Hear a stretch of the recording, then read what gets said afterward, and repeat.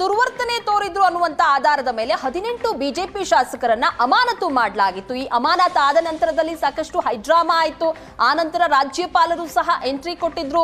ರಾಜ್ಯಪಾಲರ ಮಾತಿಗೂ ಸಹ ಸೊಪ್ಪಾಕಿರ್ಲಿಲ್ಲ. ಆದ್ರೆ ಈಗ 18 ಬಿಜೆಪಿ ಶಾಸಕರ ಅಮಾನತನ್ನ ವಾಪಸ್ ಪಡೆದುಕೊಳ್ಳುವಂತ ನಿರ್ಧಾರ ಮಾಡಲಾಗಿದೆ. ಅಮಾನತು ವಾಪಸ್ ಪಡೆಯುವ ಬಗ್ಗೆ ಯುಟಿ ಖಾದರ್ ಅವರು ಬೆಂಗಳೂರಲ್ಲಿ ಹೇಳಿಕೆಯನ್ನ ಕೊಟ್ಟಿದ್ದಾರೆ. ಇಂದು ಸಂಜೆ ಸಿಎಂ ಹಾಗೆ ವಿಪಕ್ಷ ನಾಯಕರ ಜೊತೆ ಸಭೆ ನಡೆಯುತ್ತೆ.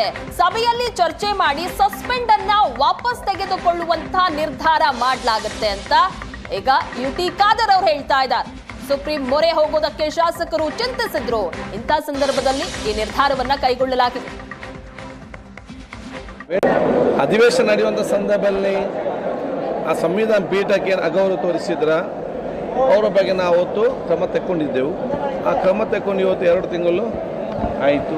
ಈ ಮಧ್ಯದಲ್ಲಿ ಪ್ರತಿಪಕ್ಷದ ನಾಯಕರು, ಆ ಶಾಸಕರು, ಅವರ ಹಿರಿಯ ಭಾಳಷ್ಟು ನಾಯಕರು ಹಿರಿಯಕ್ಕಿದ್ದರು. ಆ ಒಂದು ಬೇಡಿಕೆ ಇತ್ತು, ಏನೊಂದು ಹೆಚ್ಚು ಕಮ್ಮಿ ಆಗಿದ್ದೇವೆ, ಅದನ್ನು ಇನ್ನು ಮುಂದಕ್ಕೆ ಆಗುತ್ತೆ ನಾವು ನೋಡಿಕೊಳ್ತೇವೆ, ಮತ್ತು ಒಂದು ಚರ್ಚೆ ಆಗೋ ಸಂದರ್ಭ ಆಗಿದೆ, ಇದನ್ನು ಸ್ವಲ್ಪ ಸರಳಗೊಳಿಸಬೇಕು ಮತ್ತು ಹಿಂದೆ ಪಡಿಬೇಕು ಬೇಡಿಕೆ ಇತ್ತು.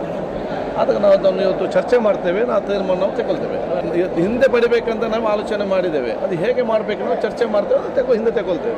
ಪ್ರತಿಪಕ್ಷ ನಾಯಕ ಇನ್ನು ಬಿಜೆಪಿಯ 18 ಶಾಸಕರ ಅಮಾನತು ವಾಪಸ್ ವಿಚಾರಕ್ಕೆ ಸಂಬಂಧಪಟ್ಟಂತೆ ವಾಪಸ್ ಪಡೆಯುವ ಬಗ್ಗೆ ಡಿಕೆ ಶಿವಕುಮಾರ್ ಅವರು ಸುಳಿವನ್ನ ಕೊಟ್ಟಿದ್ದಾರೆ. ನಾವು ಸಹಾನುಭೂತಿಯಿಂದ ಇದ್ದೇವೆ. ಎಂದಿನ ಸಭೆಗೆ ಸ್ಪೀಕರ್ ನಮ್ಮನ್ನೆಲ್ಲ ಕರೆದಿದ್ದಾರೆ. ಮೀಟಿಂಗ್ ನಲ್ಲಿ ಏನ್ ಚರ್ಚೆ ಆಗುತ್ತೋ ಗೊತ್ತಿಲ್ಲ.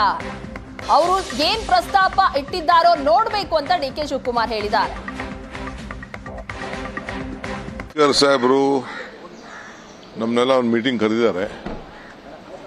ಮೀಟಿಂಗಲ್ಲಿ ಏನು ಚರ್ಚೆ ಮಾಡ್ತಾರೆ ಅಂತ ನಮಗಿನ್ನ ಗೊತ್ತಿಲ್ಲ. ಸೊ ಅದಾದ್ಮೇಲೆ ನಾನು ಹೇಳ್ತೀನಿ. ನಾನು ಹೆಂಗೆ ಈಗ ಏನು ಅವ್ರು ಚರ್ಚೆ ಮಾಡಿದೆ, ಏನು ಪ್ರಸ್ತಾವನೆ ಇಟ್ಟಿದ್ದಾರೆ, ಅದು ಏನು ಹೇಳಿದೆ, ನಾನು ಅದನ್ನು ಮಾತಾಡೋಕ್ಕೆ ಬರಲ್ಲ. ಸೊ ಅವರ ಅಪೋಸಿಷನ್ ಪಾರ್ಟಿ ಲೀಡರ್ಸ್ ಎಲ್ಲ ಹೋಗಿ ಭೇಟಿ ಮಾಡಿದ್ದಾರೆ, ಮಾತಾಡಿದ್ದಾರೆ. ಸೊ ನೋಡೋಣ. ನಮ್ದೇನು ಸಹಾನುಭೂತಿಯಿಂದ ಇದ್ದೀವಿ. ನಮ್ಮ ಸರ್ಕಾರದ ಏನಂತೇನು ಭಾಗಿ ಇಲ್ಲ.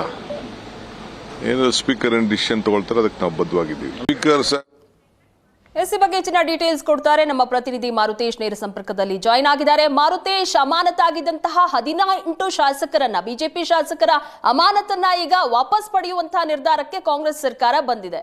ಇನ್ನೆಲ್ಲ ಬೆಳವಣಿಗೆ ಆಗಿದೆ. ಯಾಕೆ ಈ ನಿರ್ಧಾರ ಈಗ? ಪ್ರಗತಿ, ಒಂದು ಕಡೆ ಅಮಾನತಾಗಿರುವಂತಹ ಬಿಜೆಪಿ ಶಾಸಕರು ಕಾನೂನಾತ್ಮಕವಾಗಿ ಹೋರಾಟ ಮಾಡುವಂತಹ ಹಾದಿಯನ್ನು ಹಿಡಿಯುವ ಲಕ್ಷಣಗಳು ಒಂದು ಕಡೆ ಇತ್ತು. ಇನ್ನೊಂದು ಕಡೆ ಈ ವಿಚಾರದ ಬಗ್ಗೆ ಸ್ವತಃ ಸ್ಪೀಕರ್ ಅವರ ಮುಂದೆಯೂ ಕೂಡ ವಿಪಕ್ಷ ನಾಯಕರು ಮನವಿಯನ್ನ ಮಾಡಿಕೊಂಡಿದ್ರು. ಇದರ ಜೊತೆಗೆ ರಾಜ್ಯಪಾಲರನ್ನ ಭೇಟಿಯಾಗಿ 18 ಶಾಸಕರು ಕೂಡ ಮನವಿಯನ್ನ ಮಾಡಿಕೊಂಡಿದ್ರು. ಈ ರೀತಿಯಾಗಿ ಅಮಾನತು ಮಾಡಿರೋದ್ರಿಂದ ನಮ್ಮ ಕ್ಷೇತ್ರಗಳಲ್ಲಿ ಕೆಲಸ ಆಗ್ತಾ ಇಲ್ಲ ಮತ್ತು KDP ಸಭೆಯಲ್ಲಿ ಭಾಗವಹಿಸಬೇಕೋ ಬೇಡೋ ಅನ್ನುವಂಥ ಚರ್ಚೆಗಳು, ಗೊಂದಲಗಳಿದ್ದಾವೆ. ಸಮಿತಿ ಸಭೆಗಳಿಗೂ ಕೂಡ ನಾವು ಹಾಜರಾಗಲಿಕ್ಕೆ ಆಗ್ತಾ ಇಲ್ಲ. ಶಾಸಕರ ಹಕ್ಕನ್ನು ಕಸಿದುಕೊಳ್ಳುವಂಥ ಪ್ರಯತ್ನ ಆಗ್ತಾ ಇದೆ ಅನ್ನುವ ಕಾರಣಕ್ಕಾಗಿ ರಾಜ್ಯಪಾಲರಿಗೂ ಕೂಡ ಬಿಜೆಪಿ ಶಾಸಕರ ನಿಯೋಗ ದೂರು ಕೊಟ್ಟಿತ್ತು. ಅದಾದ್ಮೇಲೆ ರಾಜ್ಯಪಾಲರು ಕೂಡ ಸ್ಪೀಕರ್ಗೆ ಒಂದು ನಿರ್ದೇಶನವನ್ನ ಕೊಟ್ಟಿದ್ರು.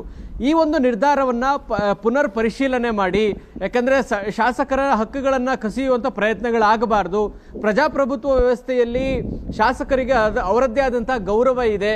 ಹೀಗಾಗಿ ನಿಮ್ಮ ನಿರ್ಧಾರವನ್ನ ವಾಪಸ್ ಪಡಿತೀರಾ ಅನ್ನುವಂಥ ನಂಬಿಕೆ ಇದೆ. ಹಾಗಾಗಿ ನನ್ನ ಪತ್ರಕ್ಕೆ ಉತ್ತರ ಕೊಡಿ ಅನ್ನುವಂಥ ಒಂದು ಪತ್ರವನ್ನು ಕೂಡ ಸ್ಪೀಕರ್ ಅವರಿಗೆ ರಾಜ್ಯಪಾಲರು ಬರೆದಿದ್ರು. ಸೊ ಎಲ್ಲ ಬೆಳವಣಿಗೆಗಳ ಹಿನ್ನೆಲೆಯಲ್ಲಿ ಈಗಾಗಲೇ ಈ ಘಟನೆ ನಡೆದು ಅಥವಾ ಈ ತೀರ್ಮಾನವನ್ನು ತೆಗೆದುಕೊಂಡು 2 ತಿಂಗಳಾಗಿದೆ. 6 ತಿಂಗಳ ತನಕ ಅಮಾನತು ಮಾಡಲಾಗಿತ್ತು.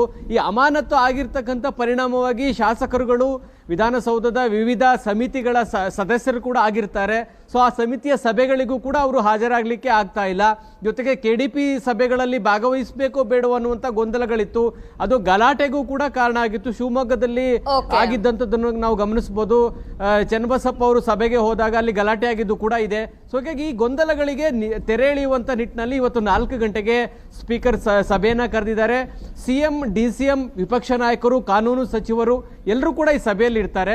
ಈಗ ಇರುವಂತ ಮಾಹಿತಿ ಬಹುತೇಕ ಈ ಅಮಾನತ ಆದೇಶವನ್ನ ವಾಪಸ್ ಪಡೀತಾರೆ. ಅದರ ಪ್ರೋಸೆಸ್ಗಳ ಬಗ್ಗೆಯೂ ಕೂಡ ಚರ್ಚೆ ಆಗಬೇಕಾಗುತ್ತೆ. ನಾಳೆ ಇದನ್ನ ವಿಧಾನಸಭೆಯಲ್ಲಿ ಇಟ್ಟು ತೀರ್ಮಾನ ಮಾಡಬೇಕಾ ಅಥವಾ ಸ್ಪೀಕರ್ ಅವರೇ ಆದೇಶವನ್ನ ಮಾಡಬಹುದಾ?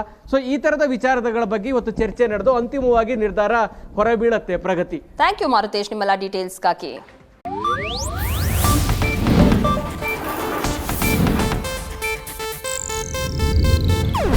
ಇದು ಏಷ್ಯಾನೆಟ್ ನ್ಯೂಸ್ ನೆಟ್ವರ್ಕ್ ಪ್ರಸ್ತುತಿ.